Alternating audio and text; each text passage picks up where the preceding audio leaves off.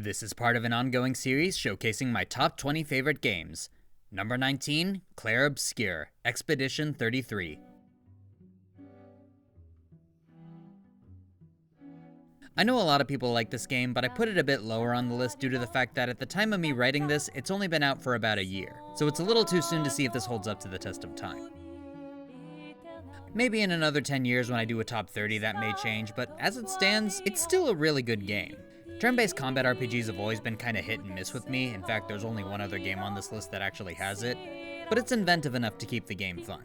Each character has different gimmicks that are easy to follow and don't feel cumbersome, and it is super satisfying when you manage to successfully block an enemy combo or a gradient attack.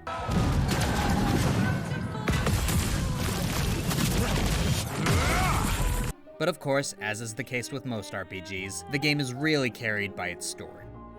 The first two acts seem like a standard hero's journey. They set up the big bad guy, establish the gamage without ever fully explaining what it is, and you follow a lot of generic fantasy RPG story beats as you work toward what you think is going to be the big villain, the Paintress. You will not take this canvas from me.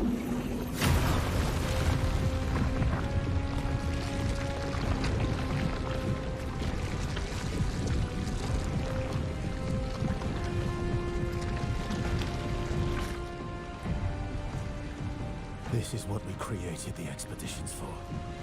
Tomorrow comes. But then, in Act 2, you kill the Paintress, and then you go home. And that's when the whole story turns on its head. Everything you thought you knew about the established world suddenly gets thrown out the window and Act 3 begins. The story transforms from just another hero quest to a much more personal story. A story about a family so overwhelmed with grief they lose themselves in a world that they created. Exploring grief is going to be a pretty reoccurring theme in a lot of these games, and while I do think there are other games that explore it better, I also think this one has one of the better follow-throughs. There's a final decision that you as the player have to make at the end, and it's not an easy choice. It's a choice between living a comforting lie while letting yourself slowly wither away in a world that protects you from pain, or facing reality, saying goodbye, and letting yourself feel the emotions that you've been avoiding for years or possibly even decades, with the hope that you might get the closure you need.